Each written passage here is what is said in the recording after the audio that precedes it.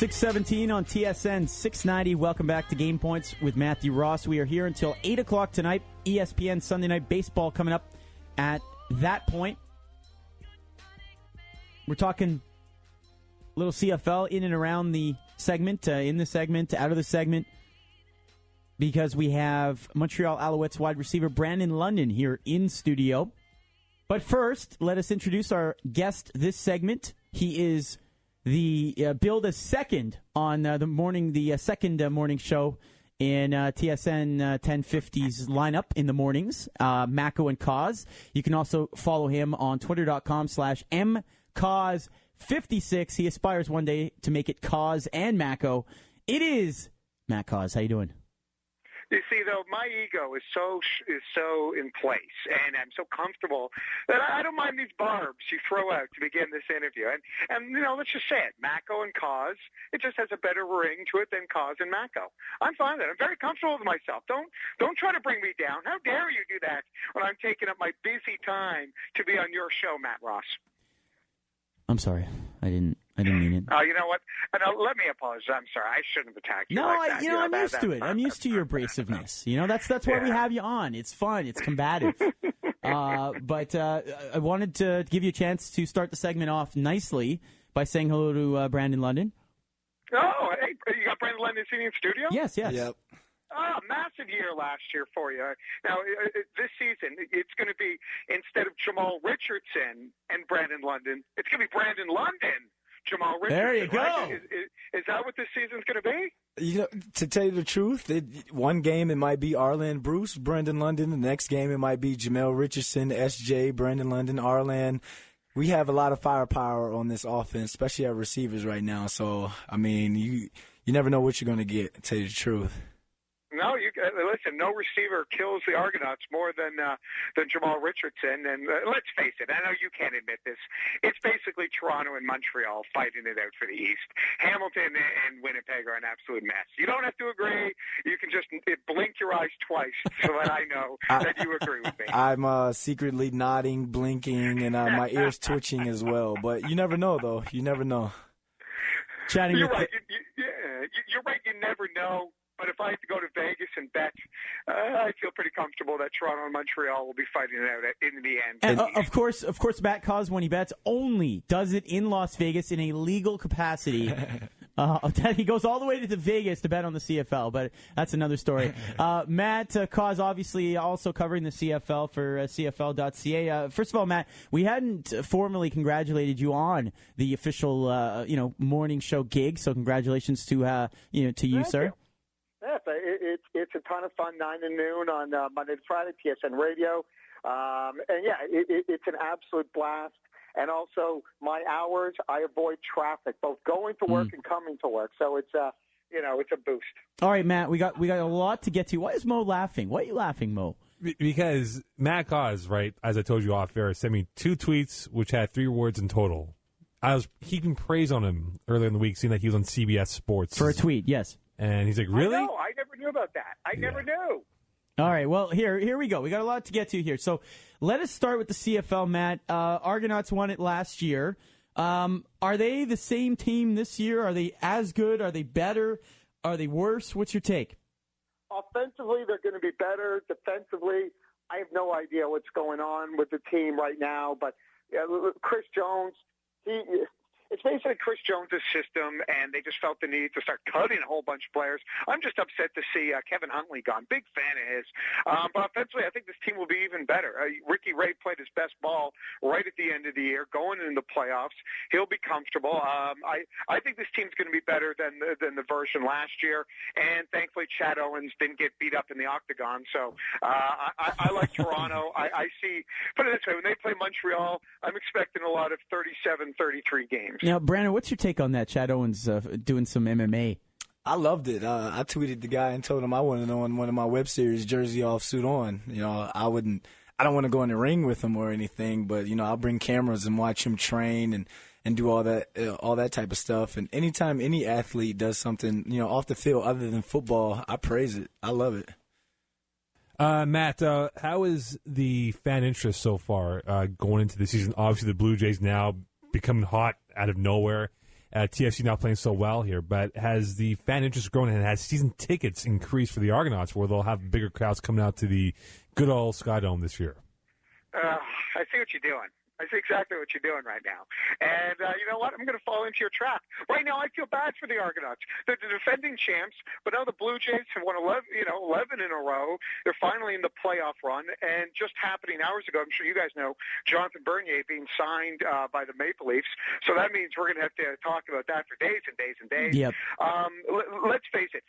They're going to go under the radar. The key that's going to have to happen is early on, not just win, but win excitedly. Just show people again, why they should go out and support the Argonauts. It's a shame that they have to do it, but that is the reality. We all know the numbers. There's a solid group of fans.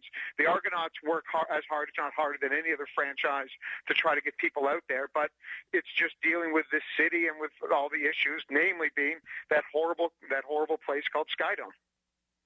Speaking of Sky Dome, Matt, what's your take on playing a CFL game, a professional game, at that alumni stadium at the University of Toronto place? Because me personally, I hated it. Really? Oh, I will see. Maybe in terms of the field, here's my thing. I will take anywhere that isn't Sky Dome. And I heard there was issues, there was no announcer or like PA announcers, and they didn't serve beer, which I got to tell you right now, dry. Now, I know for the players, you don't really care if the fans are drinking, but as a fan, and when I'm not covering on an official basis, I like to have a beer or two.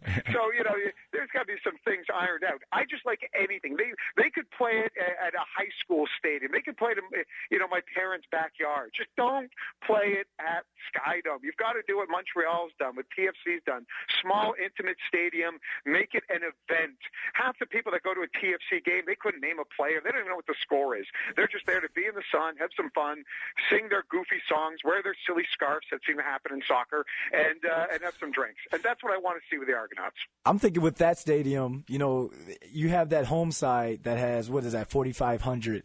If they could double that and put that on that empty side, then you have something. Then you put some Raptors or, where the high jump pits are and stuff. You can make that into a home stadium. It's a pretty nice thing, but you just have to get rid of that field. I wanted to talk to the commissioner after the game and tell him we're professional athletes. You can't play on a carpet. We can't. Oh yeah.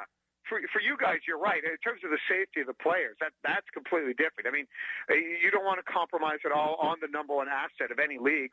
Why didn't you lead? Why didn't you lead with that? I love it. This is great play. Players. It's terrible. Do you know why? Because I love it for the fans. Now, for the players, it's absolutely horrible. But come on, the players, they're just our assets to be done with as we see fit. I'm kidding. I don't want to see any guys get hurt because nothing worse than watching backups play. Well, you saw the first play of the game. That DB that's been having a great camp for Toronto. He's out for 4 months now? Yeah, he's going to be out till near the end of the season. That's unfortunate. Right. Go ahead. Oh, yeah, sorry. I want to make sure I didn't interrupt Mo or Matt. Those guys always have such illuminating things to say. Yeah. First off, I like the idea that we just have a CFL extreme makeover and just take a stadium and make it right for 3-down football. The main problem in the end is just going to be there's not enough luxury boxes. There's not enough revenue streams at a tiny stadium like that. You need something in between. Basically, we just need to kick out TFC and take over their field. Yeah, I'm all for that. Chatting with Matt Cauz from TSN 1050 in Toronto. Matt, obviously the Blue Jays winning again today. Another big story in Toronto. 11 straight victories now. Is this fool's gold? Is this where the team is going to play at the rest of the year, i.e. a high level? Or what do you make of this streak right now? Gold. It's not fool's gold because they're getting contributions from everywhere in the lineup, and the team actually can still get better.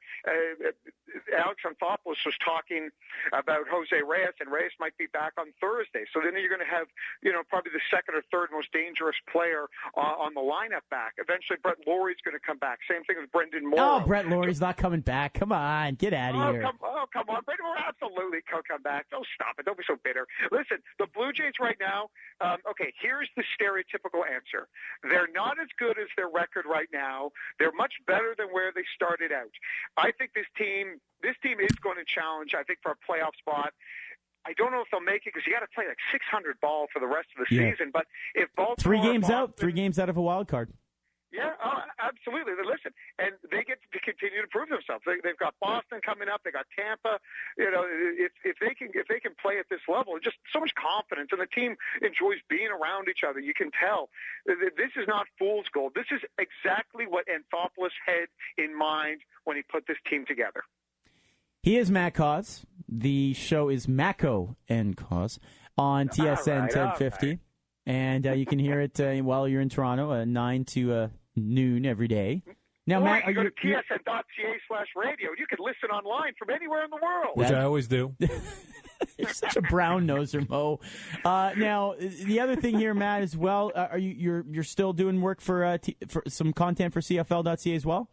Of course. All right. My last column was in the news that came out that there's going to be more games aired in the States.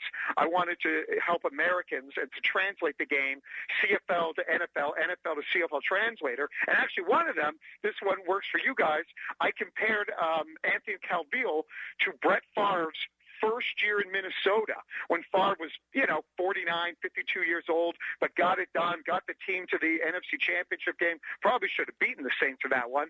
So I said, that is our version of Brett Favre minus the shady texting and stupid Wrangler ads. Now, Matt, keep in mind, I don't know when Montreal is visiting the Argonauts this year, but, Brandon's Twitter ID is Cultured Athlete, and I know you're a big wine connoisseur, so there might be a bromance there. I love it. I'll fall in line, and Brandon, if you ever need any wine advice, or if there's certain ones you're looking for, please.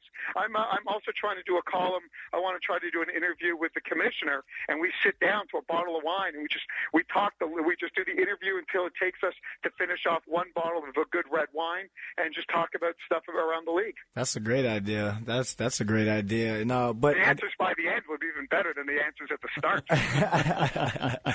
Are you a red wine or white wine guy? I'm both. I started as a red wine guy, but the more you get in wine, you find that the whites can deliver almost as much as the reds. Now, when I kind of have to throw a disclaimer out there. I only drink wine when we don't have games or anything like that. I don't want to get in trouble or anything, so I want to throw it out there. You're not like Adriano Belli, Hey, Matt, thank you so much again. If you want to follow Matt on Twitter.com, it's just mcauz, Cauz. Z in Canada, Matt, Brandon, that's how we pronounce it, and 56 at the end of it. Thanks so much, Matt. Appreciate it. Hey, thanks for having me on, Brandon. By the way, good luck season. Stay healthy, and I'll follow you on Twitter. Yes, sir. Thank you. Thank you very much. There you go. That's Matt Cauz from TSN 1050 at 6:30 here on TSN 690.